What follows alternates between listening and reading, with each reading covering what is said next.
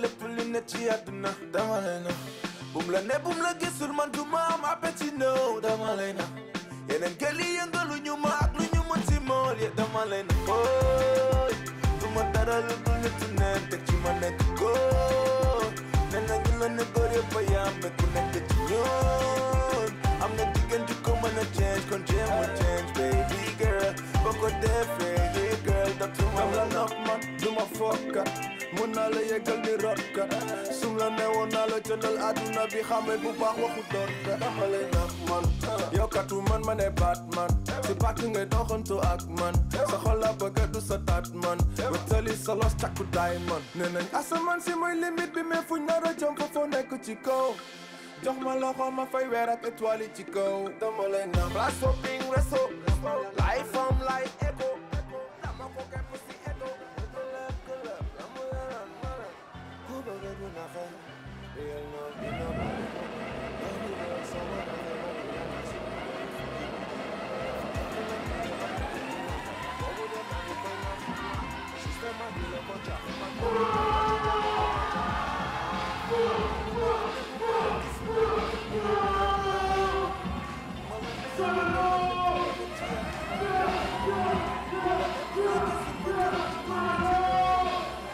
Comment tu vas?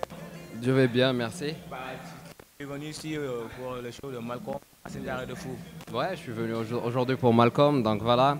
C'est vrai que je preste pas aujourd'hui, mais ça me fait toujours plaisir de venir ici pour supporter mes amis et pour supporter mes potes. Tu es du Maroc? Ouais, je suis marocain. Marocain? Ouais, je suis marocain. Bon, Malcolm, ce que j'aime bien, c'est lui, c'est que c'est un bosseur. Il se cherche. Et voilà, il encourage les jeunes.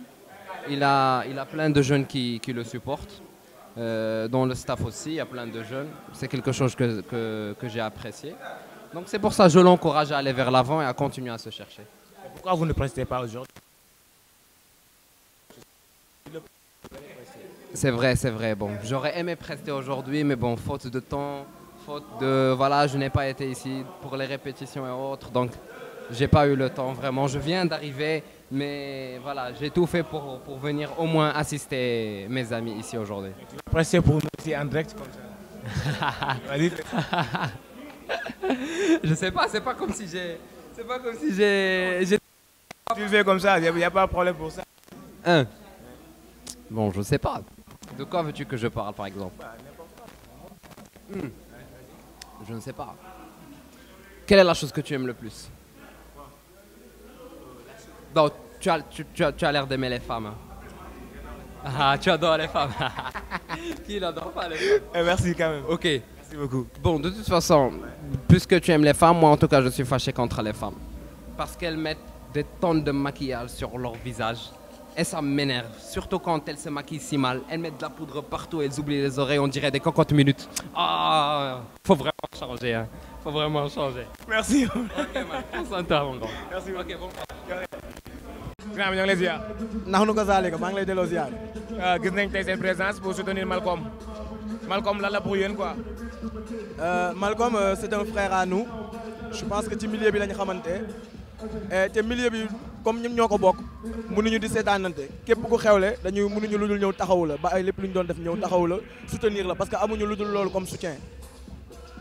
Mais est-ce que mën naa xam Malcolm lan la pour yéen quoi? Parce que je vois que ni yëpp ñëpp a ñëw Abba tout le monde ils sont venus là pour jàppale Malcolm lan la pour yéen lan la si yéen.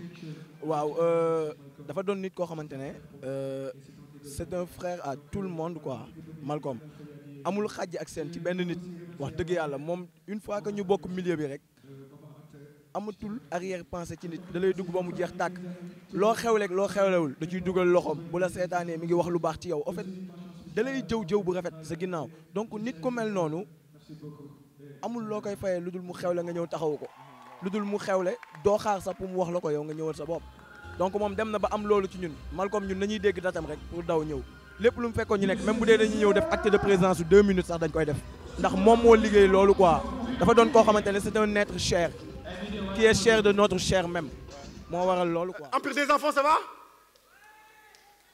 Vous êtes des enfants, la voix encore, Inch'Allah. Vous mangez un peu de thieboudienne et de khougne, ça va venir, Inch'Allah. Calmez-vous. Alors, les filles, moi je vous kiffe. je vous aime. Boudoul yen kër gi du neex, ça c'est moi qui vous le dis. Modestie, il est où? Oui, oui, c'est bon. Ouais. Après, on va sortir de la salle, tu vas voir. Elles sont juste belles. Bon, il y en a qui sont moches, mais quand elles se maquillent, ça va, ça passe.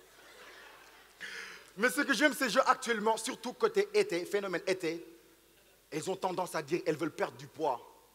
Pourquoi vous ne voulez pas grossir? Hein? Mais bikini, on parle, il y a un peu des enfants en Kakangador.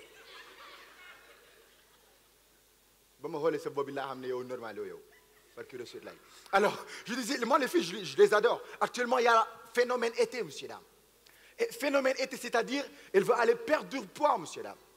Mais quand on perd du poids, c'est l'après-midi. Elles veulent courir à 18h, 19h. Il est où le soleil?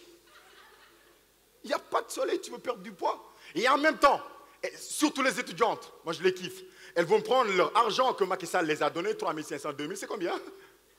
Tout petit peu de matière, voilà. Et là, accumule ça pendant 3 mois pour aller acheter du leggings. La vie de ma mère, c'est le leggings qui s'adapte au corps, la vie de ma mère. C'est-à-dire, le leggings, moi, ça me touche. Ça me touche. Je suis un mec, ça me touche, voilà. Elles vont courir à côté de la corniche ou quelque part, je ne sais pas où. Mais elles ne courent pas. Il n'y a pas de soleil, tu veux perdre du poids. Normal. Elles vont avoir aussi leur téléphone. Qu'est-ce qu'elles foutent avec leur téléphone si elles veulent courir, là? T'as un problème ou quoi? Et en même temps, bouteille d'eau, elles vont mettre, je ne sais pas, du jus ou quelque chose. Elles ne vont pas courir, elles vont juste marcher à côté de la voiture. Et s'il y a 4x4, voilà, Amim s'arrête bien sûr. Donc, si vous ne prenez pas de numéro, à l'instant où vous allez faire du jogging ou du footing, ou du footage de gueule à vous de voir, mais à cet instant-là, si vous ne prenez pas de numéro, c'est parce que seulement vous êtes mongol planifié. Non, mais là, il ne faut pas forcer. Il y a des meufs, elles sont moches, la vie de ma mère. Et elles sont vilaines sur la tête de ma... Je balance tout. Et ce soir, je vous dis tout. Moi, je ne suis pas comme les autres gars. Hein. Ah, j'ai peur de rien. Moi, je balance tout, là, tout. Quand je dis tout, il y en a qui ont envie de dire, ouais, balance politique. Je ne parle pas de politique, c'est ça. Non, je ne veux pas de problème. Je parle juste de la Coupe du Monde, ça va. Sénégal est en Coupe du Monde. Est-ce qu'on parle de les Guindés de la Teranga? Pourquoi vous applaudissez pas? Vous êtes des Guinéens ou quoi? On n'applaudit pas les Sénégalais? Lion de la Teranga. Trop bon, trop con, voilà. Lion de la Teranga, il y a Ganegé qui voulait faire du selfie à côté du poteau, voilà. But. Mais quand même, moi, je... Oui, qui a dit Malcolm? Oui, j'aime bien les freestyle comme ça. Et il y a autre chose aussi. Il y a des basketteurs. Et il y a aussi le capitaine de l'équipe nationale basket, Malé Ndoye. Malé, il est où? Il est où? Je veux le voir. Malé, tu peux te lever, s'il te plaît? On voit le capitaine de l'équipe nationale. Malé Ndoye! Maximum d'applaudissements pour Malé Ndoye. Merci. Yeah! C'est là! C'est bon, voilà. Et quand on parle de ça aussi, il y a tout à l'heure ma mère qui m'a appelé pour me dire la salle va être remplie. Je lui dis ok. Là, je crois en Dieu. Hein. Mais ça va quoi? Ça va tranquille, ça va. On filme.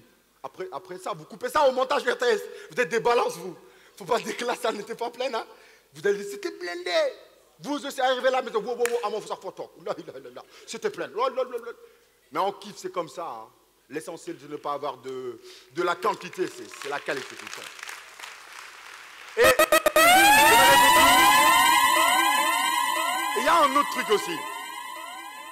Ce sont les garçons qui m'ont dit, Malcolm, pourquoi tu as voulu faire du stand-up? Vous voulez savoir l'histoire de ma mère? Il y en a qui connaissent ça? Ma mère, un jour, je lui ai dit, maman, il faut qu'on parle. Normalement, quand on est africain, ce n'est pas l'enfant de dire à sa mère, il faut qu'on parle. C'est sa mère qui te dit, il faut qu'on parle. Même quand tu épouses une fille, elle te dit, non, c'est le Kundayambar. N'est-ce pas comme ça, professeur? C'est comme ça. Moi, ma mère, je lui dis, ok, maman, il faut qu'on parle. Mais quand je dis ça, je me suis dit, soit je meurs, soit je vis. Rien à foutre, je dis ça. Une bonne fois pour toutes. Je lui dis, maman, il faut qu'on parle, parce que je veux arrêter mes études. J'ai mes diplômes, je veux faire du stand-up. Comme Malay, quand il a voulu faire du basket, on l'a giflé la vie de ma mère. Il a un problème d'un gamme là. J'ai dit ça à ma mère, mais l'élégance africaine, elle était en train de araou le tchéré, tu vois. Il y a des... Non, vous faites des poses ongles, vous ne connaissez pas araou. Non, il ne faut pas se raconter un peu. Les filles, il y en a qui ne savent pas faire du araou. Et elle était en train de faire du halo. Je lui dis, maman, je veux tout arrêter. Elle m'a regardé comme ça. Comme Dial, comment il regarde dans Idole. Ta gueule, c'est bon. Dangay déconnasse ou dangay kaf? Il dit, non, maman, sérieusement. Qu'est-ce qu'il y a? Hein? Ma mère, elle est là? Elle est où? Elle est où, maman? Elle est où? Elle est où? Ta gueule, toi. Alors, je lui ai dit ça, elle m'a dit, elle est en train de... Alors,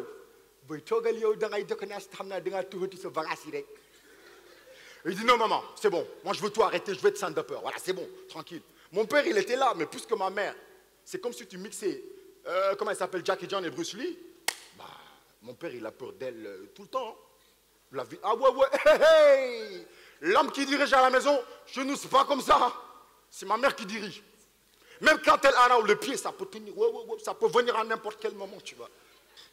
Et le plus pire, mon grand-père, il est plus sadique que tout le monde. On l'appelait Père Leiti. Oh là là, grand-père Leiti, il était sadique, lui. Oh là là, grand-père Leiti, il a fait 99 ans. La vie de ma mère, un jour, j'ai terrassé du Tchéboudion. Sénégalais, on kiffe Tchéboudion. Auparavant, quand tu dis, oui, tu fais partie de ma famille ou quoi, toi? S'il vous plaît, là. Il n'y a que des ouf ici, je ne sais pas pourquoi.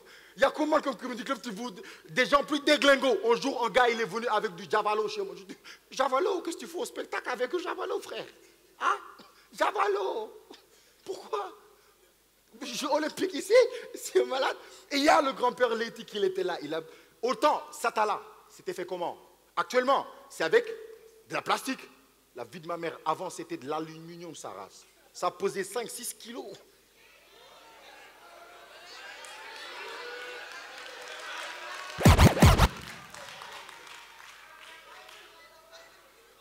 Monsieur, dames, nous sommes au Sénégal. Tout juste à côté, il y a Colobane. On peut négocier alors. 3-4 kilos, ça va? Et la vie de ma mère, j'ai terrassé le Tchéboudion. Le Sénégalais, on est fiers du Tchéboudion. Elle m'a balancé le satala en plein gueule. Bam, comment 8 jours. Nous, on a une famille de sadiques, nous. Tout le monde est sadique chez nous. La vie de ma... Nous, tu dis, aïe, attends, je te donne le numéro de ma mère, tu l'appelles. Appelle ma grand-mère pour voir aussi.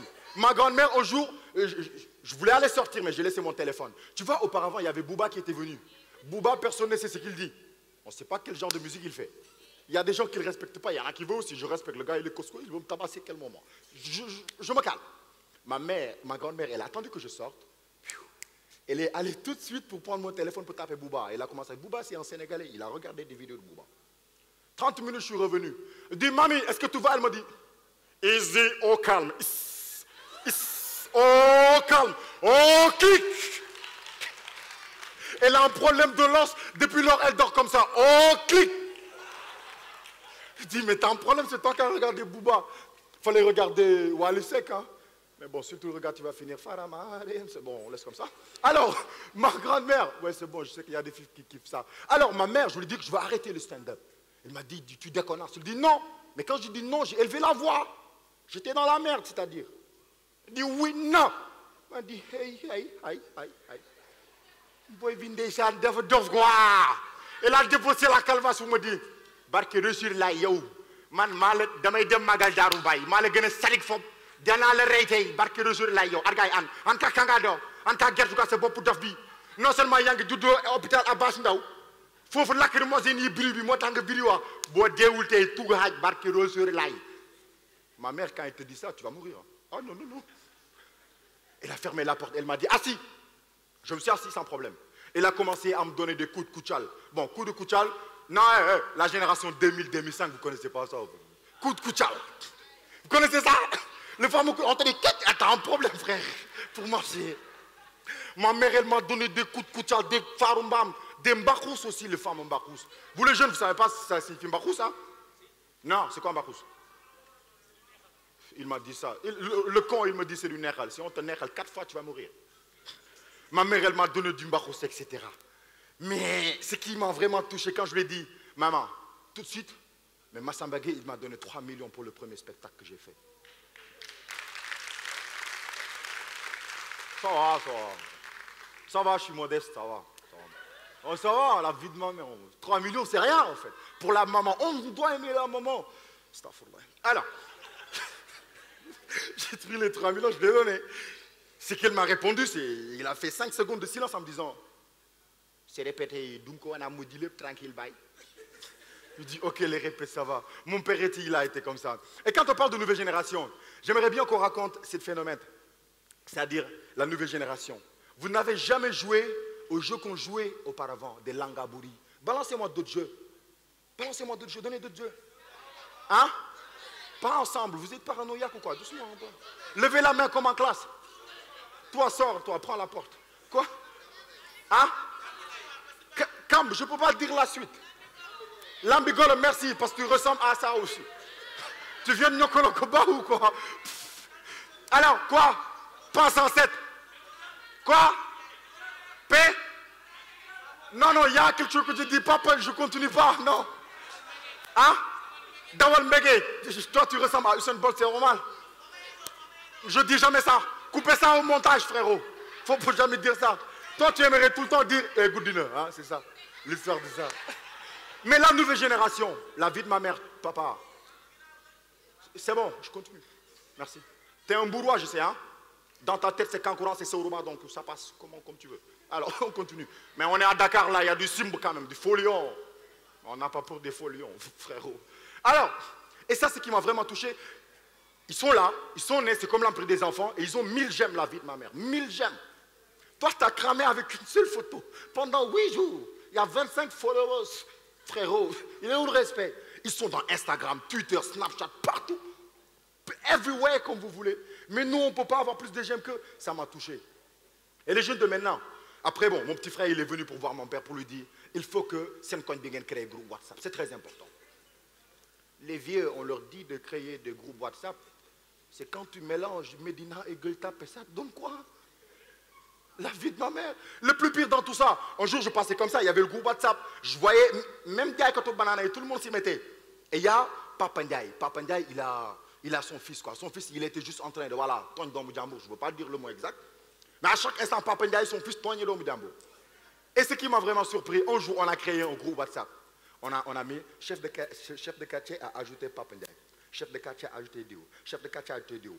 Il y a une grande dame qui est en train. Salam alaikum. Malamay mounasukana. Gis nga Papa Ndiaye sa dom di mu togn. Bu lay bon nga yaxal ci wala ñu def ko lu bon. 5 minutes après, Papa Ndiaye a quitté le groupe. Un vrai phénomène. Mon grand-père, il m'a dit hey, hey, hey, Kai. Quand il te dit Kai, t'as peur. Eux, ils mangent du lard tcharan, c'est pas du lard fort. Hein. Du lard tcharan. Il te tabasse, t'as un problème. Hein. Les grands-pères avant. Il m'a dit hey, Kai. C'est quoi ça, Julie? Ça, c'est Instagram, c'est un peu comme Facebook, mais c'est pas pareil. Ah, on fait quoi avec? Il dit, on a des followers. T'as combien de followers? Je lui dis, bah, j'ai beaucoup de followers, j'ai des milliers de followers. Et après, je lui dis, avec ces followers, je peux créer ma page YouTube, je peux avoir de l'argent pour acheter une bagnole. Quel genre? Il dit, Range Rover. Malcolm, fais doucement. Quand tu fais ton spectacle là, il y en a qui vont essayer de te barrer la route. Je lui dis, c'est pas grave, j'ai mon Range Rover. Il dit, non, je n'ai pas dit ça, barrer, non. Il y en a qui vont essayer de te mettre du bâton dans les roues. C'est pas grave. J'ai un Range Rover. Il m'a dit non. Il y en a qui ne veulent pas que tu passes. C'est pas grave. J'ai un Range Rover. Il y en a qui ne veulent pas que tu perces. C'est pas grave. I got my Range Rover, my man. Après, je suis sorti. Il y a des gars qui m'ont dogalé, ils m'ont tabassé, je suis revenu. Hey, grand-père, il m'a dit quoi? Il dit, on m'a défoncé là, il m'a dit. C'est pas grave. Tu as ta Range Rover.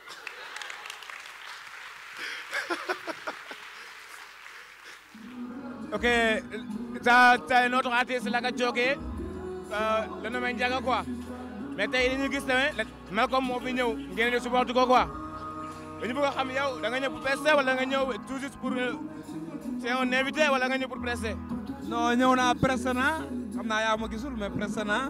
maa ngi woon si vidéo xam naa boobu maa ngi woon si prester naa wax dëgg yàlla Malcolm dafa nekk koo xam ne nii mën naa ne du Malcolm Sénégal instant yi Malcolm Afrique la Malcolm monde bi la parce que ku commencé place du souvenir ba ñëw ba Sorano du ku ndaw moo fi joué wax dëgg yàlla te lii day tax ñun ñëpp ñu ñeme.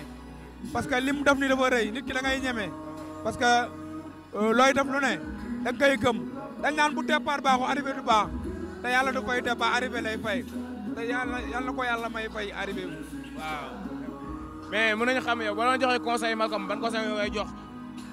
waa di ko wax ne mu gën a jàpp rek te xam ne affaire yi yombul di ko wax ne tamit mu ngi ci yoon bi na góorgóorlu di bàyyi xel tamit parce que tamit lii boo ko xasee def moom xamal ne nit ñi ñu lay bàyyi xel moom ne jàpp ne léegi du moom rek la du Malcom kese li muy dafa si lu ne na ko sóoraale xam ne moom Malcom ñëpp la.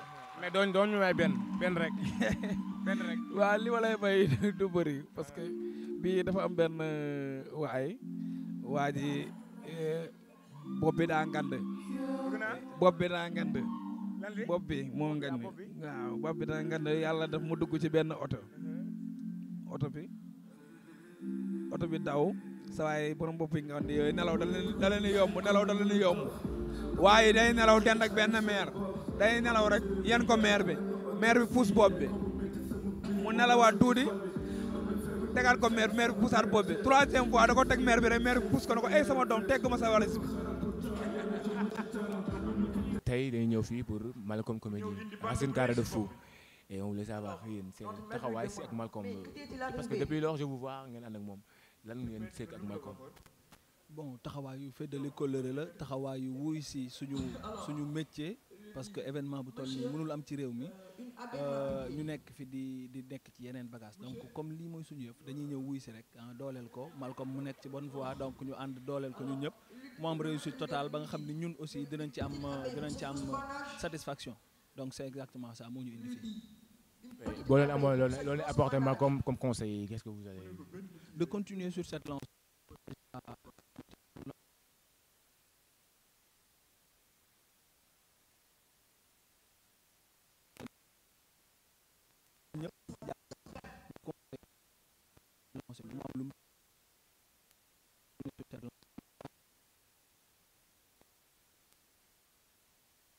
ñu ngi leen di xaar kañ leen gis. ñu ngi ci liggéey bi ñu ngi làqatu et très bientôt di ngeen ci gis dara ñu ngi ci kawam.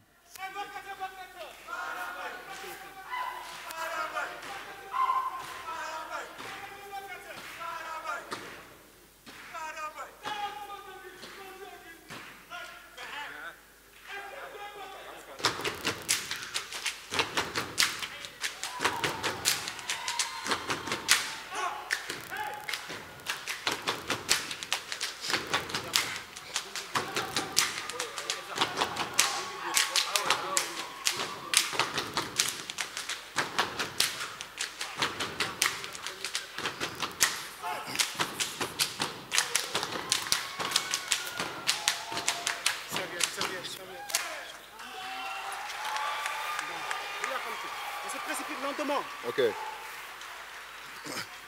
Man maay dem.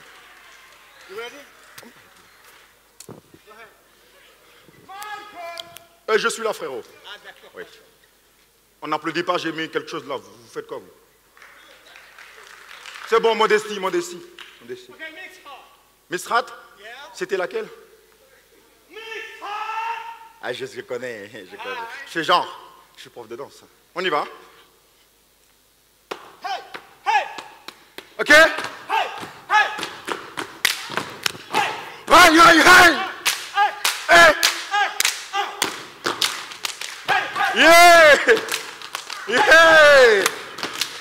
Yeah! Malcom! Comédie! Malcom's Comedy Club! Maximum d'applaudissements pour ladies and gentlemen, les gars là!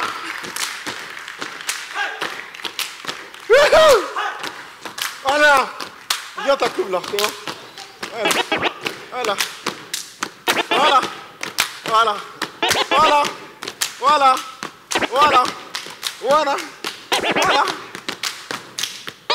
Dame, seg, tournez. Dame, seg, tournez. Dame, seg, tournez. Dame.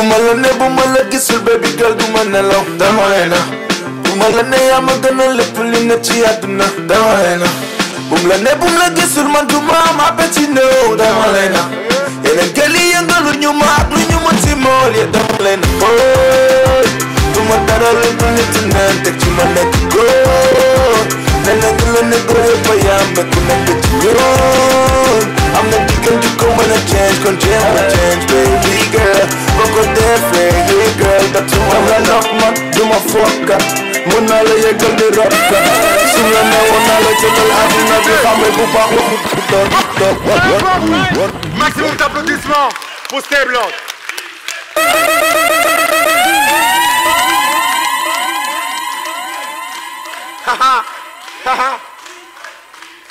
Alors, j'en fais partie moi si j'ai dansé là.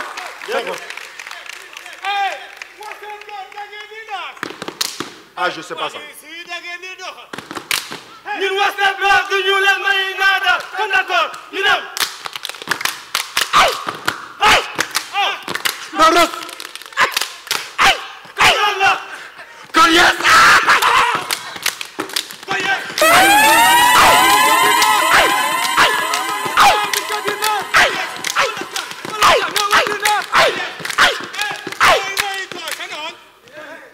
Aba ñoo ngi lay ziar. maa ngi lay fay. jàpp naa ne kenn dootu la présenté si réew mi ndax ñëpp la xam fu mu toll nii. bon bien sûr am na ay 5-6 nit yu ma xam quoi ci réew. mais dañu bëggoon xam sa présence tey fii lan moo ko waral si show Malcolm Racine Carré de Fou. waaw c'est un ami un collègue mën naa ni ñoo bokk ci li ñuy yëngatu donc lii dafa nekk suñu vie lii la ñu bëgg donc ku ko ciy def rek ci réew mi bu bëgg a fekkee suñu temps dinañu ko may dañuy ñëw quoi vraiment waaw loolu moo ñu fi indi quoi. da nga ñëw pour prester wala da nga ñëw pour assister. ñëw pour seetaan si dama ñëw pour seetaan si parce que tey mën naa am loo xam ni lu tuuti la wala muy lu bari mën naa am loo xam tey dinaa ko fi jël pour yokk ko sama bopp quoi parce que àdduna moom da ngay xëy suba ba ngoon jot nekk ci école bi booy dox ci mbedd mi yaa ngi ci école bi boo ñëwee toog fii di jàng spectacle yaa ngi ci école bi donc ñëw ci organisation bu strict bu mel nii lépp aw yoon donc loolu fii dama fay ñëw pour observer mais dama fay ñëwaale tamit pour xool seetaan mais pour reetaan tamit quoi. boo doon conseil Malcolm loo koy conseil pour mu yokk si li muy def. du ma ko conseillé dara mu yokk parce que mu ngi ci yoon bi mu bañ a teggee ko ci yoon bi rek mu tegu ci yoon bi. c'est comme yow quoi. non man ci moom laay xool parce que c'est un professionnel et puis il est dynamique et puis dafa objectif am ambition tracé yoonam ne fii lay jaar et puis mu am ay idées yi am ay benn vision bu sori boo xam ni bon mu ngi ci yoon bi quoi du ma ko wax mu changé dara wala mu def dara dama koy wax rek mu continuer yoon bi quoi dem. mais loo ñu may saa tey. ba may tey moom du man may. man nga ma koy may man. ma Malcolm mooy may boo bëggee gis tey li ma lay may da ngay ñëw le 27 ci CICES ci salle unité africaine maa la invité yaa la jox say accréditation nga ñëw. c'est pas gentil il faut nous encourager loolu dina ci baax lool et parce que tout le monde fait des fautes même à l'école nos professeurs ils faisaient des fautes waaw il nous disait observation l'eau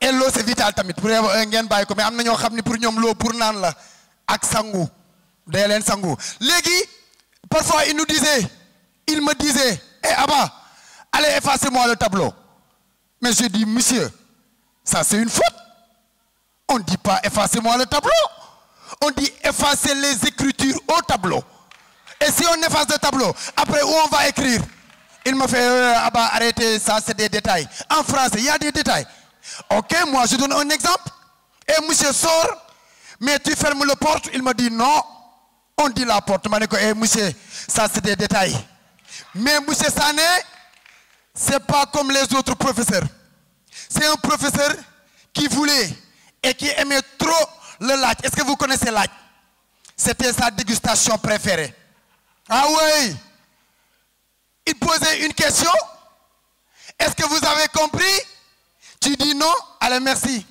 il sort le laaj il grignote le laaj il vient il amène sa bouche dans ton nez et il repose la question est-ce que tu as compris ah là même si tu n'as pas compris tu vas dire oui ah oui c'est pour sauver ta vie ok Et moi aussi, mon père était un agrégé en grammaire.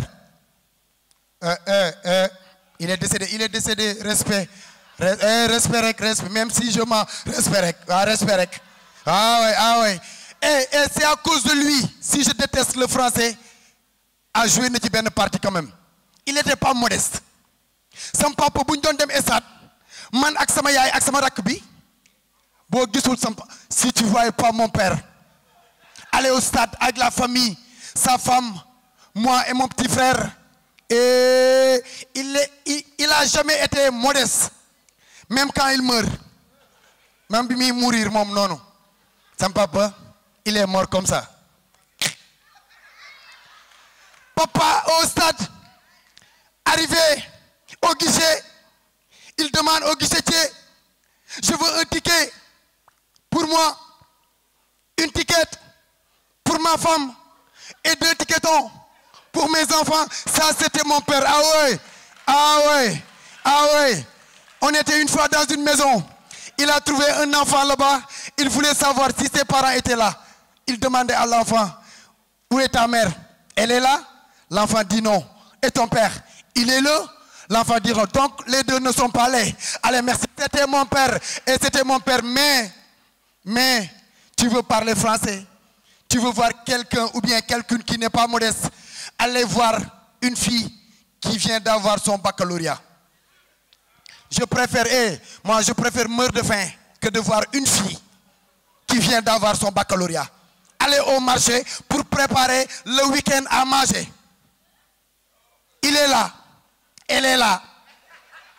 Devant le légumier, on appelle comment les gens qui vendent des légumes? Le légumier. Le légumier était cartouché à l'université. Si vous n'avez pas compris, un cartouché à l'université, c'est quelqu'un qui a fait à l'université minimum 25 ans. Je diminue si j'abuse pas de 15 ans. 15 ans, respect DJ. Le gars était là et la fille. waa kii dama bëggoon benn carotte ak benn ñambi ak benn nowe ñaata la waa ji ne ko 700 mu ne ko am 10 000 francs. waa ji ne ko mais yow yaa ëppal fu may jëlee weccit ak 10 000 francs mu ne ko mais merde rini waa ji ne ko mbettar. Ah mais la fille était prête. Je vais te porter plainte. Et pas n'importe quelle police. Tu vas répondre à la police des Almadies. Là, si tu parles wolof, moi, tu es condamné déjà. Tu as l'obligation de comprendre, de parler un bon français. Pas comme Abba. Moudem oui, il faut que la police des Almadies.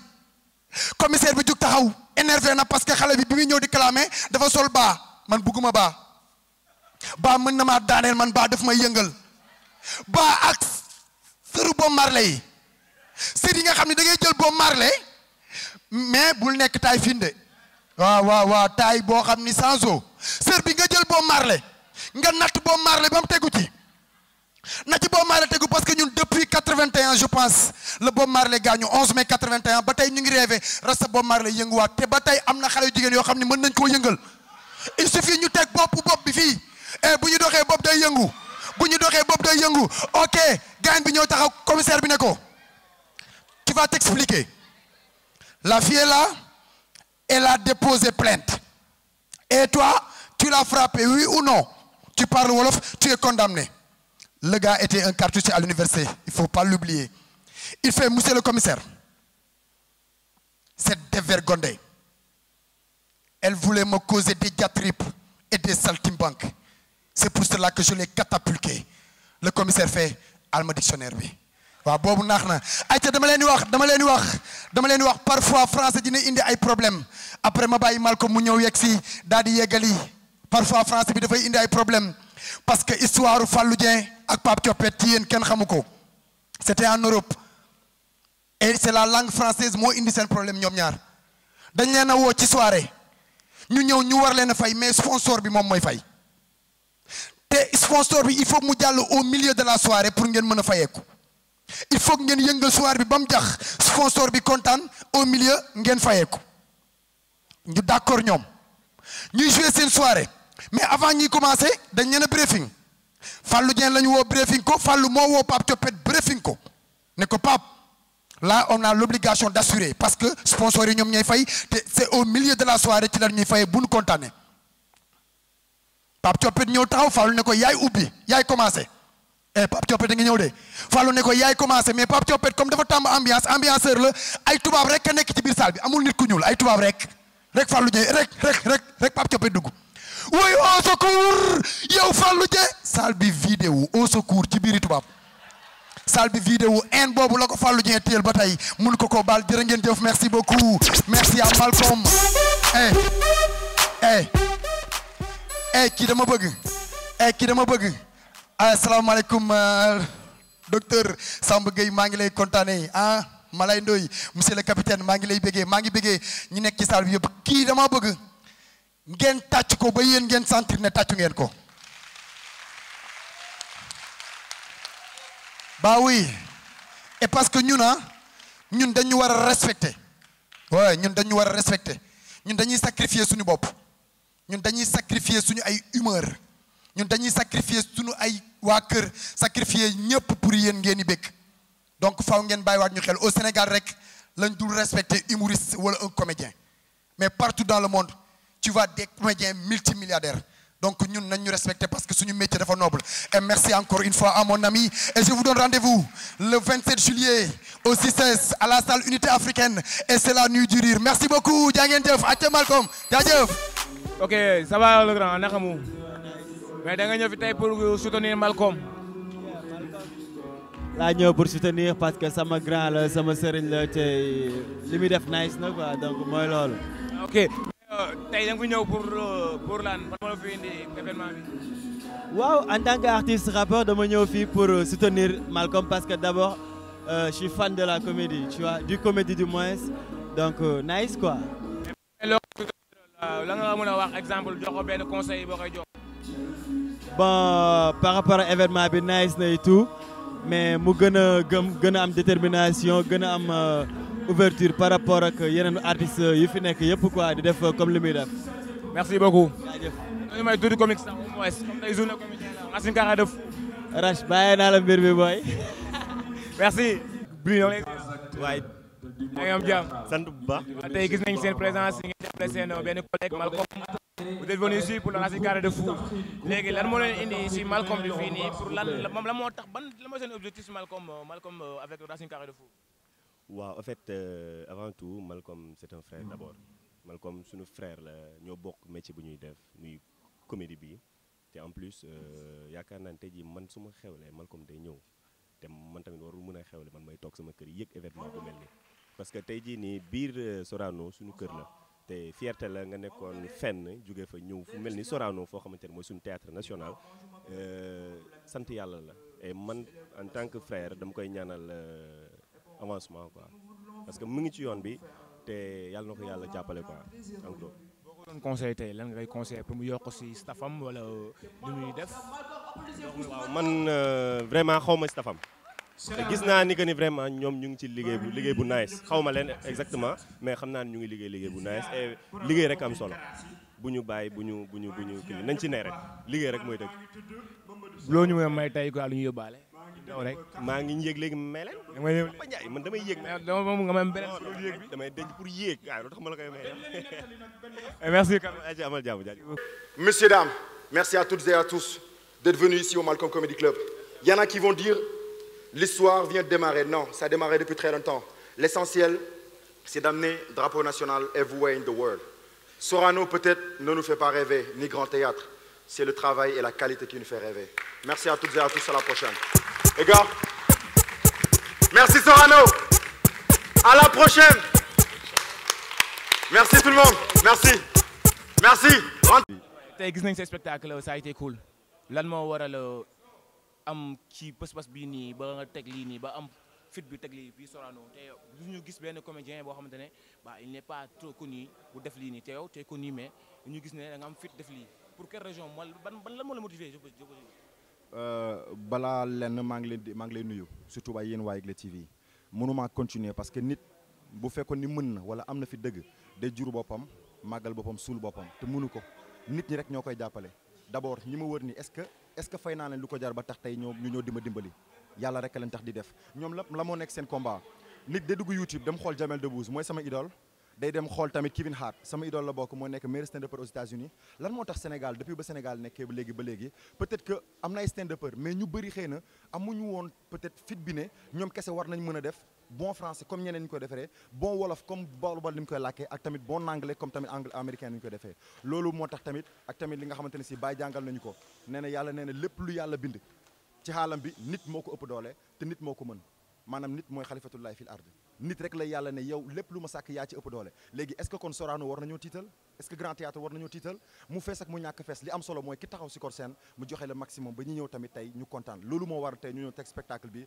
wax leen ni rek mu ngi mel ni benn toq la rek ci géej li ñuy waaj wax dëgg yàlla dina am doole ndax affaire bi ñetti doole ko ëpp staff bi Malcomien ak Malcom famille.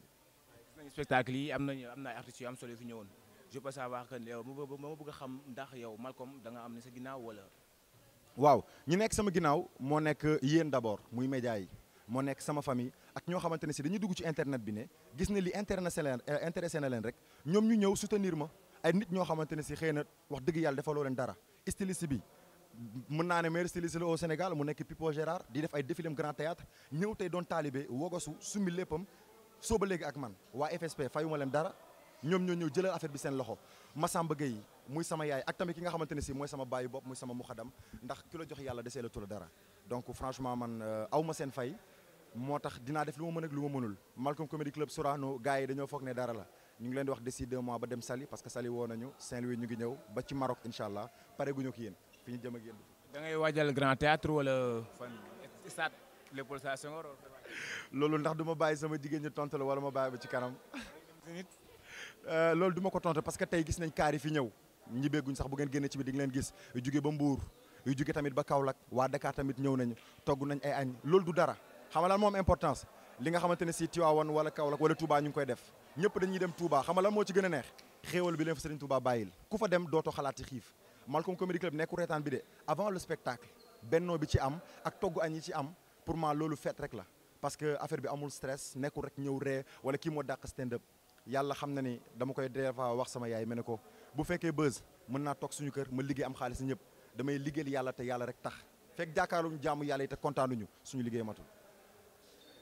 Insta de lire quoi Insta de lire waaw mais sa voix pël bi quoi. xam nga bàyyi man sama téléphone sax mu ngi sonné quoi raccroché le bàyyi bandiraɓe haalpulaar en man bàyyi faali dañu yaakaar ni man haalpulaar la quoi barki Rasulullah man duma haalpulaar suma yaay moo ma terrorisé ba ma nekkee boy quoi mënutoo téye sa microphone bi xam nga man dama doon rap après bi ma commencé rap musul kii quoi ama ma mujj bàyyi xam nga pour wax leen ni rek kontaan naa man ñu ko bañaan kontaan naa ñu ngi koy mboxomee ñu ngi koy kajak-kajagee damaa bëgg takk jabar boo xam ne damay jàpp di kësati sama poxotaane di ma kësati di ma woŋ di ma kucal mu na la laaj dama doon nga caga xam lu tax damaa romb ci mbedd mi gis xale bu mool mu xool ma xool ko ma ne ko merci beaucoup.